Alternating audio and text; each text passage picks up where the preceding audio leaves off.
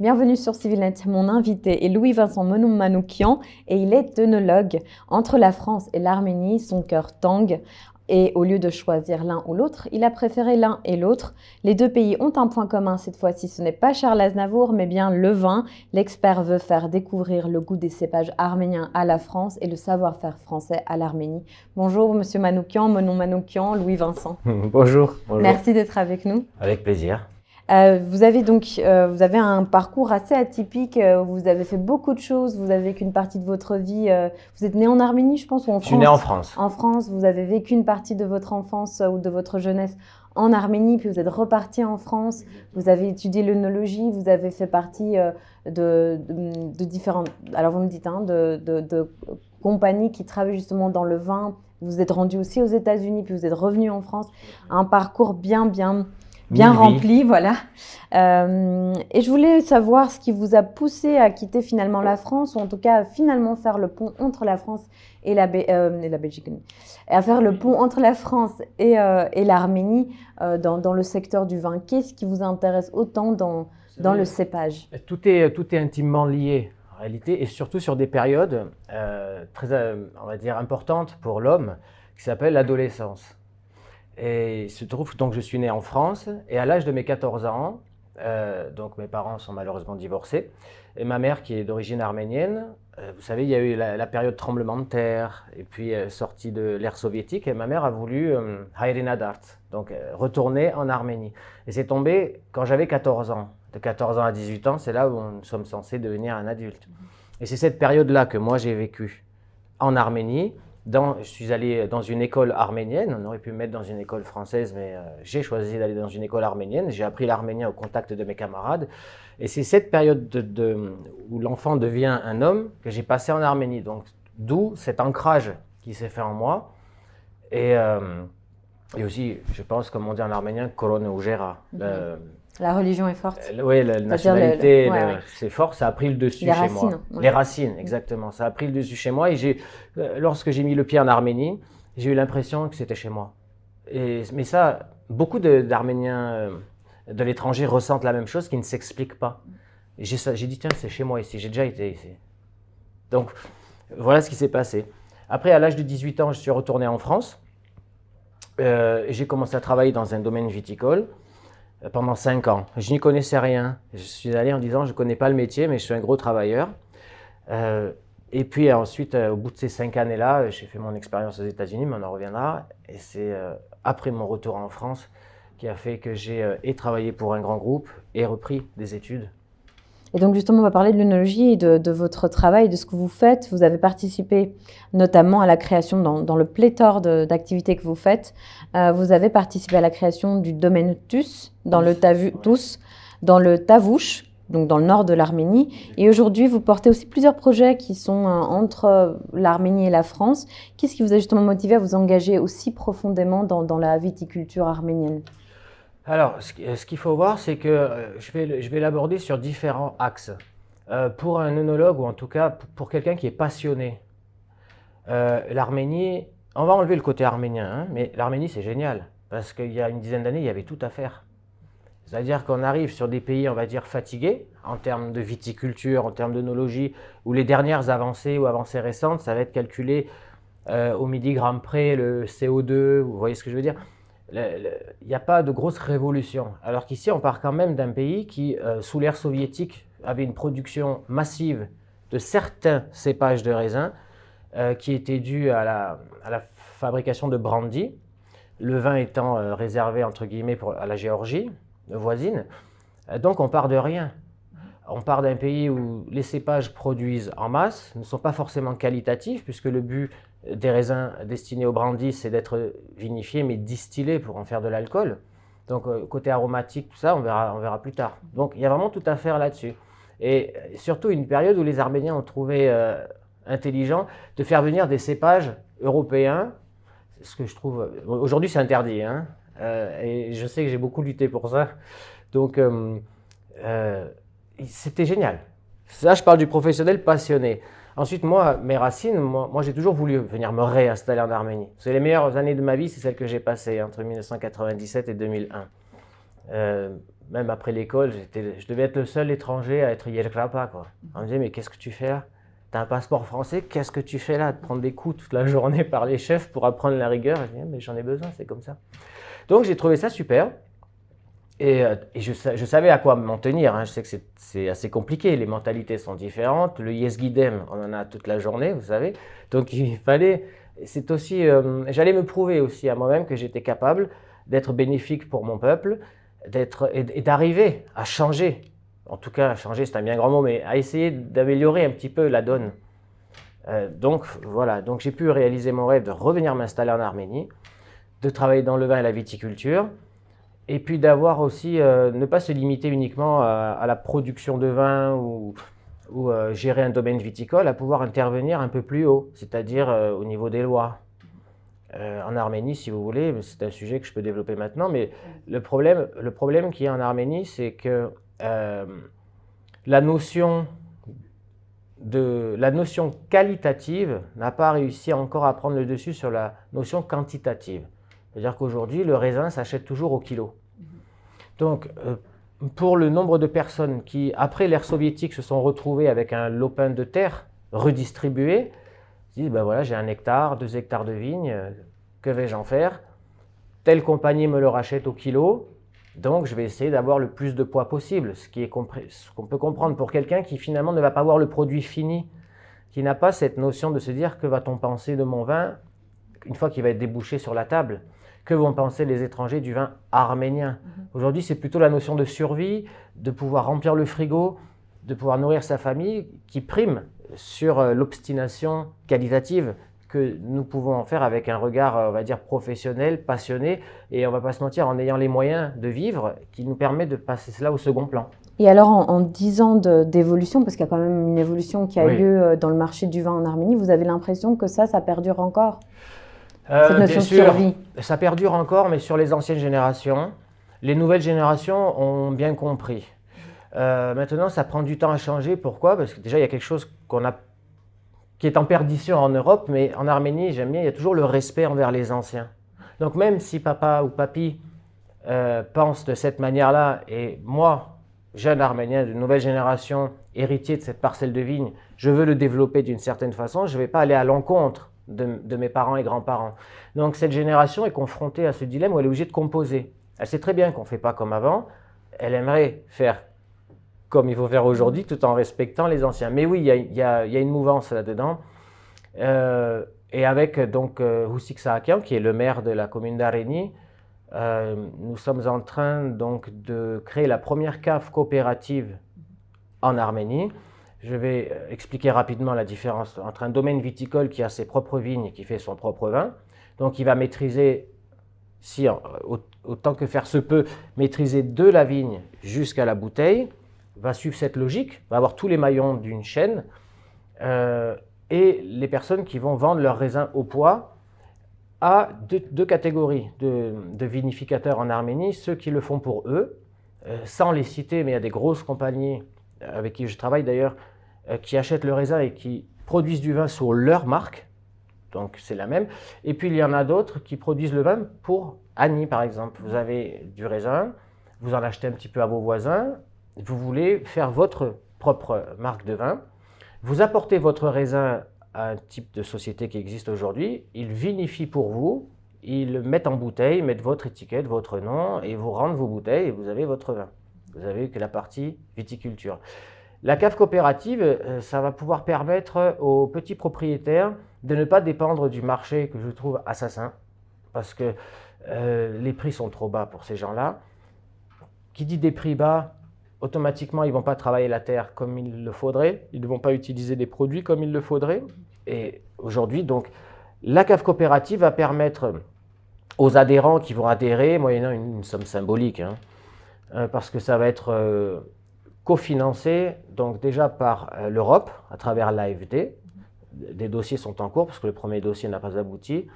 Et le gouvernement arménien, mais on ne sait pas encore, et puis on ne peut pas trop avancer sur ce terrain-là, mais le but, c'est vraiment d'aider le peuple. Donc ils vont avoir à disposition un ou des techniciens qui vont pouvoir, tout en respectant les cépages, tout en respectant le terroir, tout en respectant on a toujours fait comme ça, parce qu'ils savent pourquoi. Ceux qui ont toujours vécu dans certaines zones savent pourquoi, connaissent la météo, connaissent leur terrain, mais on va apporter avec la technique française ou dite européenne une synergie entre le terroir, les cépages et la façon de travailler. Donc on va pouvoir les aider là-dessus et on va pouvoir leur garantir d'acheter leurs raisins à un prix décent. Et la cave coopérative va faire un vin qui aura le nom de la cave. Ce sera le vin de la cave d'Areni, qui réunit différents producteurs sur différentes zones, différents terroirs. Et vous avez aussi d'autres projets aussi dans ce sens-là qui vous paraissent importants, mais pour nous c'est un peu flou évidemment, mais expliquez-moi par exemple, vous insistez aussi sur le recyclage de l'eau. Alors, bien sûr. Et la maîtrise de l'enherbement. Bien sûr. Alors ça, c'est des trucs qui sont assez flous, enfin c'est des termes très flous pour nous, mais peut-être que vous pouvez nous expliquer leur importance et pourquoi c'est pas assez fait en Arménie, par exemple. Dans un premier temps, c'est sûr que déjà lorsque vous apprenez quelque chose de nouveau ou que vous faites une remise à niveau de vos savoirs, donc ce qui est le cas dans la viticulture arménienne, tant qu'à faire, autant se mettre à la page du jour tout de suite. Nous savons tous que la planète a un réchauffement climatique. Alors maintenant, est-ce à cause de l'homme? Est-ce cyclique? Parce qu'il y a eu l'époque glaciaire aussi, et si on remonte sur 4,5 milliards d'années, il y en a eu des cycles maintenant. Mais on va quand même essayer de ne pas trop scier la branche sur laquelle nous sommes assis. Et c'est vrai que l'homme émet beaucoup de CO2. La déforestation limite l'absorption de ce CO2 par les plantes de la planète. Donc nous avons une empreinte carbone. Donc aujourd'hui, quand on va demander, entre guillemets, des financements, ou qu'on va demander qu'on vous fasse confiance. Voilà, la confiance de partenaires européens, on va dire occidentaux, il est normal de marcher dans le même sens que eux, qui n'ont pas tout à fait tort. Et aujourd'hui, l'empreinte carbone est importante. Si on peut se mettre à travailler, vous savez, par exemple, on va prendre l'exemple d'1 hectare de vigne. Sur 1 hectare de vigne, si on suit les normes qui vont bientôt être obligatoires à travers des cahiers des charges, mais je vais y revenir, 1 hectare de vigne contiendra un certain nombre, je ne vais pas vous donner le nombre exact, mais un certain nombre minimum de pieds de vigne pour une production maximum de tant d'hectares de litres de vin, d'hectolitres de vin. Cette empreinte carbone, en gros, c'est 1,5 tonne à 2,5 tonnes par année et par hectare. On peut essayer de compenser ça. Déjà, par exemple, pour l'enherbement. L'enherbement maîtrisé, c'est très simple. Vous avez votre parcelle de vigne avec vos rangées de vignes. Avant, les anciens, et même aujourd'hui encore, les anciens d'aujourd'hui, disent que labourer la terre apporte un arrosage. Ce qui n'est pas faux. Parce que quand votre terre est labourée, la nuit, avec l'humidité nocturne, il y a une condensation qui se crée et qui apporte de l'eau aux racinelles. La vigne a une racine principale qui peut descendre à des mètres et des mètres de profondeur, et sur une cinquantaine de centimètres, elle a ce qu'on appelle des petites racinelles qui ont... La racine principale va chercher l'eau, je schématise, hein, et les racinelles, elles vont chercher les éléments nutritifs pour se nourrir. Donc en labourant, on apporte de l'eau, certes, mais on détruit toute vie microbienne. Donc aujourd'hui, on ne laboure plus, il ne faut plus labourer, il faut la laisser tranquille, la terre. D'ailleurs, quand on a un cerisier ou un abricotier dans son jardin, on ne s'amuse pas à le labourer tout le temps. Donc voilà, l'être humain était trop tombé dans le « je veux maîtriser la nature à 100%». Finalement, si on veut aérer les sols, les vers de terre font très très bien le travail. Ils créent eux-mêmes des canaux, donc l'aération du sol se fait. Et sachant que sur les 50 premiers centimètres, c'est là où il va y avoir les nutriments, à force de tout travailler, il y a une érosion, on est contre-productif en faisant ça. Et en maîtrisant nos rendements du raisin et en maîtrisant l'enherbement lui-même, on va choisir ce qu'on va planter, au lieu de laisser la mauvaise herbe faire son travail, dont elle fait très bien. Mais on va voir les carences que nous avons dans notre sol. Si par exemple, et en ce moment sur ces dernières années, nous avons une carence en azote, et l'azote est très important lors de la fermentation, enfin, on en a besoin dans le raisin, il y a des carences en azote assimilable. Au lieu de rajouter des engrais chimiques, d'apporter de l'azote comme nous l'avons toujours eu fait ces dernières décennies, on va planter par exemple de la luzerne. La luzerne fixe, donc déjà ça capte le CO2, ça fixe l'azote dans ses racines, et lorsqu'on, comme la tondeuse, on va tondre, elle va restituer cet azote de manière naturelle aux vignes. Donc l'enherbement non seulement est un engrais naturel, s'il y a un excès de fer, on peut planter du blé. Ça, c'est avant les plantations, par exemple, hein, pour le blé. Parce que on peut le faire aussi entre rangs. Mais si vous voulez, avant les plantations, vous avez un excès de fer. au lieu de corriger même tout ce qui est acidité, tout ça, au lieu de corriger avec de la chaux ou différent, on a juste à planter. La nature nous donne tout, hein. On a juste à planter ce dont elle a besoin pour équilibrer. Si on décide d'équilibrer, on a juste à planter ça. Et puis, ça peut aller du simple piquet de vigne en bois, l'enherbement maîtrisé. À la place de passer le tracteur, il y a certains travaux qui, s'ils sont faits dès le départ, évitent d'utiliser le tracteur, donc son carburant, ou en tout cas on limite la consommation. On peut arriver à récupérer à peu près entre 0,5 et 1 tonne de CO2 par. Donc, on sera toujours en déséquilibre, mais maîtrisé beaucoup moins. Vous parlez justement d'Arigny, pour ceux qui ne connaissent pas, c'est un endroit où justement qui est connu pour sa culture du raisin et donc du vin. L'Arigny noir ou le Voskéat, ce sont des cépages qui sont donc autochtones et qui ont des arômes très particuliers gustativement parlant. N'étant pas experte non plus, ni même très amatrice de vin, mais je voudrais que vous m'expliquiez en quoi, par exemple, ce genre de cépage, dans ses arômes ou gustativement parlant, diffère de ce qu'on trouve en France, par exemple. Ça, c'est une question très intéressante. Et qu'est-ce qui, en fait, lui donne une plus-value ou un intérêt pour un marché comme celui de la France qui est quand même un pays considéré comme, je pense, qui est connu à travers le monde pour son vin, justement. Oui, oui. Et en quoi est-ce que ça peut être intéressant pour un pays tel que la France d'avoir du vin arménien? Alors, ce qui peut être intéressant pour la France, ou comme pour tous les pays consommateurs de vin, c'est un nouveau goût. L'année dernière, en 2024, au mois de décembre, sur la commune de Bandol, a eu lieu les 5, 6 et 7 décembre, le festival du vin de Bandol. Il y avait 64, si je ne dis pas de bêtises, 65 producteurs de vin de Bandol, les uns à côté des autres. Et au fond, il y avait une anomalie, les vins arméniens. Donc tout le monde demandait ce que nous faisions là. Après leur avoir expliqué et parlé de la coopération décentralisée qui est entre Bandol et Arigny, j'y reviendrai un peu plus tard, déjà c'est un nouveau goût. On voyait les personnes qui dégustaient, ils disaient « Ah, on connaît, on a une idée, une image, un goût des vins chiliens, des vins argentins, des vins des pays du Nouveau Monde qui depuis une vingtaine, trentaine d'années s'expriment à travers le monde et sont consommés pour des prix des fois plus bas pour un certain cépage. Mais vous allez retrouver du Malbec en Argentine, vous allez retrouver du Merlot, vous allez retrouver en Afrique du Sud, des cépages déjà connus pour lesquels on a juste changé de terroir. Donc, entre guillemets, un Sauvignon blanc va se reconnaître parmi différents pays. On va dire, tiens, ça c'est un Sauvignon blanc. C'est intéressant de ce côté-là, mais c'est nul en réalité.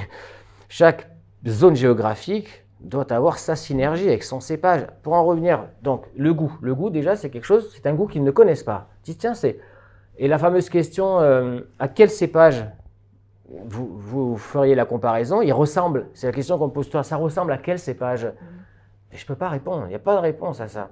Alors, pour être très grossier, je vais dire, allez, un peu Pinot Noir, un peu Syrah, peut-être, et encore que non, mais ça peut s'en rapprocher.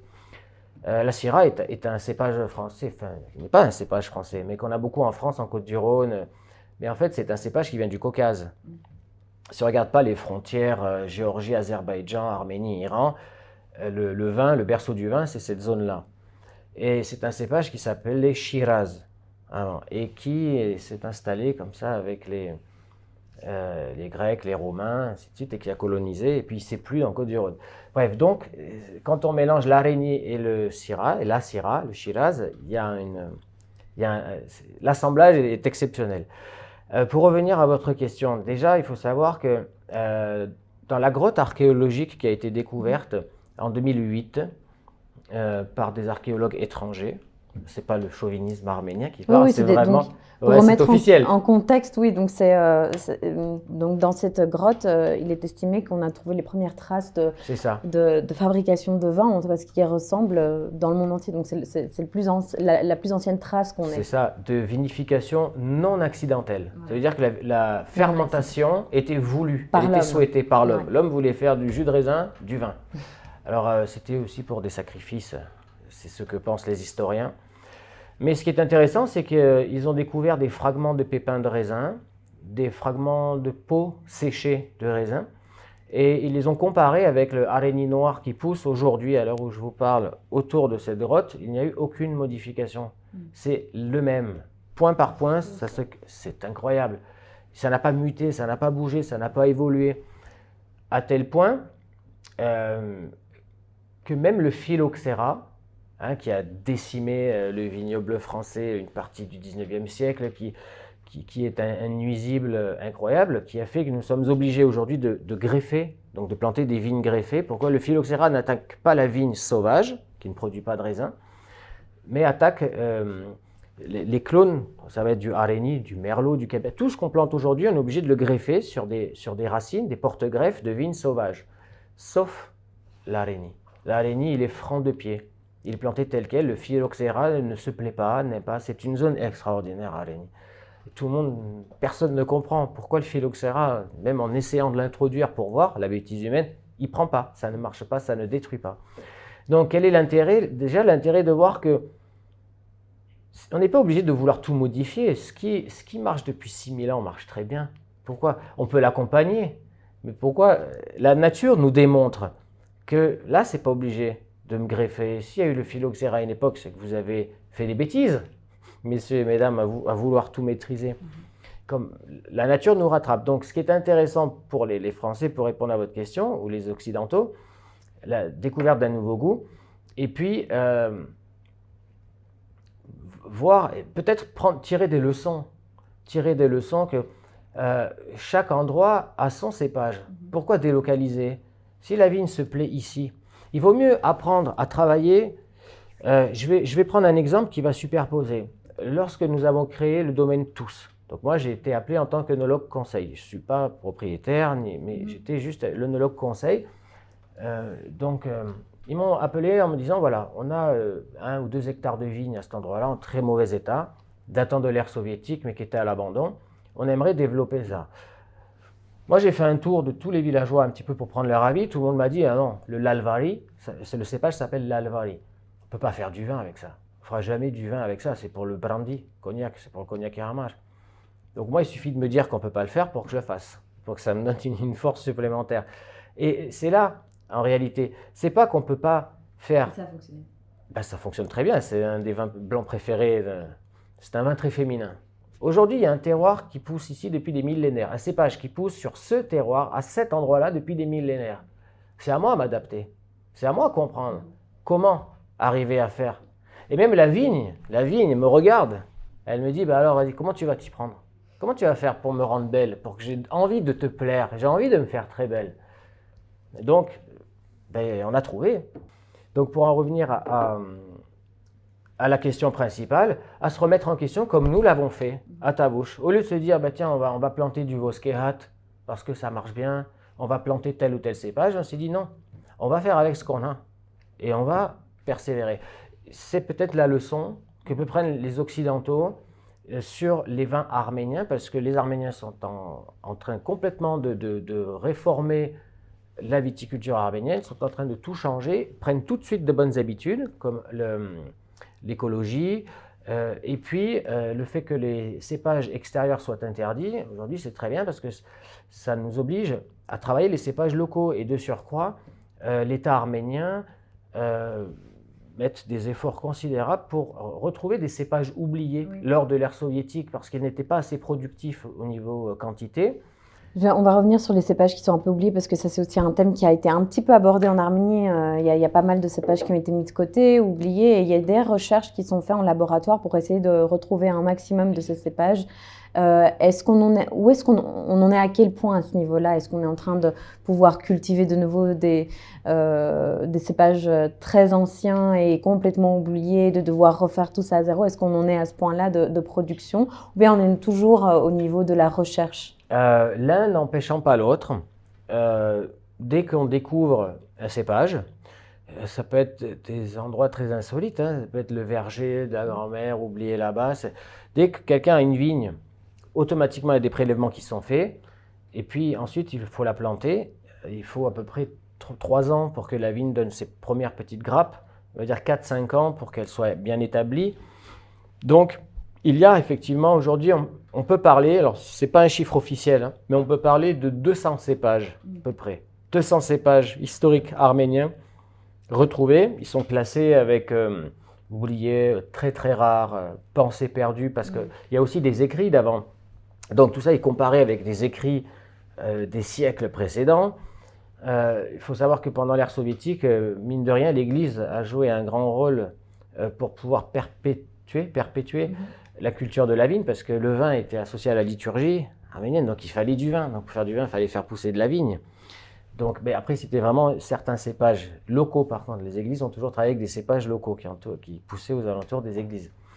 Donc ces cépages-là, après maintenant d'arriver à un point où ils vont être validés en tant que tels et incorporés dans un futur cahier des charges qui autorise ou pas tel ou tel cépage, on n'en est pas là encore pour l'instant. Je pense qu'on a une bonne dizaine d'années devant nous avant de pouvoir ajouter de manière vraiment officielle tel ou tel cépage. Et puis ce qu'il faut savoir, c'est qu'il va nous falloir un recul aussi derrière. C'est-à-dire qu'il va nous falloir au moins, honnêtement, il va falloir 10, 15 à 20 ans pour voir comment ces cépages se comportent, à quelles maladies ils sont plus ou moins réactifs, quels résultats ils peuvent donner. Mais sur une vigne qui a 5 ans, c'est une chose, sur une vigne qui a 15 ans, c'en est encore une autre.